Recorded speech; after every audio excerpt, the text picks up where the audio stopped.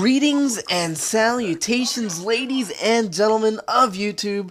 This is MazezRealm, and welcome to another episode of my series, Keys to Success. For this particular episode, I have got a really important topic to talk to you guys about if you are wanting to become a veteran player and a really good player in Black Ops 2. Now, a lot of this has to do with anticipating enemy behavior and then basically exploiting the enemy's weaknesses during a match, and then doing that on a regular basis on the fly. So you really have to think about matches, especially team deathmatch, very intelligently when you're dealing with enemies. And right here you can see an example of anticipating what the enemy is going to do.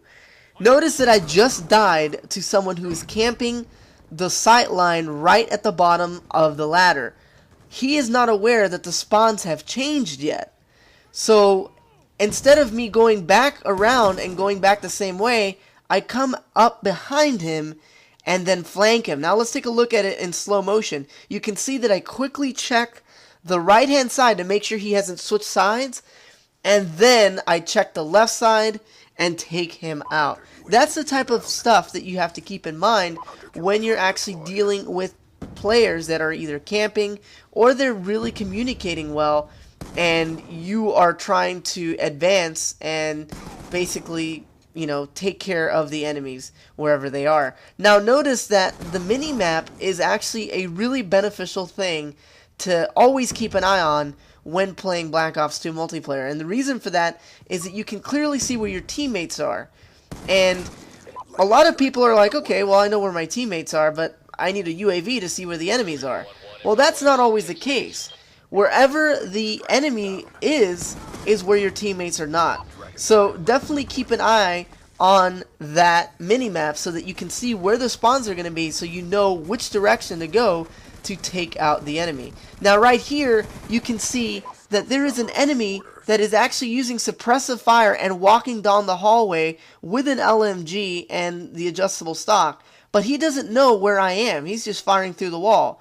And instead of running up and exposing myself, I'm literally waiting for his shadow to come closer to where I am and then taking the shot while head glitching those stairs right there. And I had the huge advantage, even though he had way more firepower than I did in that particular situation. So definitely make sure that when anticipating enemy behavior, you also make sure that you don't overreact and make a stupid mistake yourself in anticipation of what they're going to do. That is something that you really have to keep in mind when you're trying to go for your kill streaks and when you're trying to actually get a really good kill-death ratio in team deathmatch or arms race or kill confirmed as well, because it plays very similar to team deathmatch. So these are some of the things that you guys definitely have to keep in mind. I mean, anticipating enemy behavior is really based on calming yourself down, not being frustrated by the enemy when they're killing you and camping in a corner, but actually thinking about what they're going to do next. And if you actually manage to do that, you'll be finding yourself having really good, successful matches against all kinds of players. You know, really strong players or rookies alike. So those are some things that you definitely have to keep in mind. And right here, notice that I died right after my Dragonfire, or while my Dragonfire was in the air, and I knew that this guy was still camping the bottom area of the map. And I didn't know where he was, so instead of just running through that area, what I did was I quickly checked to my right and then checked back to my left. I noticed that he was there and then turned back around and fired from the hip and then aimed down sights. And the reason why I did that was to correct my aim so that I could kill him quickly, because I knew that he could not move in that particular area because he was prone, and he was being prone blocked, so he could not move as fast as I could.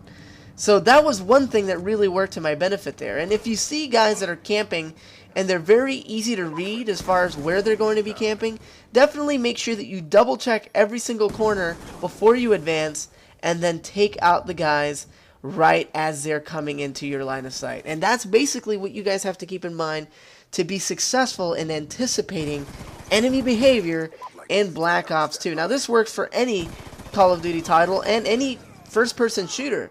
Just keep in mind that you always have to think ahead of the enemy and stay one step ahead of them every single time. And if you do that every time and you maintain your cool and you keep a level head, you'll find yourself outsmarting the enemy every single time. And sometimes they might get you a few times, and you know, you might not get a good kill death ratio every single time, but at least you'll get a win. And that's exactly what Black Ops 2 and any competitive multiplayer game is all about. So I really hope that you guys enjoyed this commentary, and if you did, please be sure to drop a like and check out the previous episodes of my series Keys to Success. And until next time, this has been MazezRealm.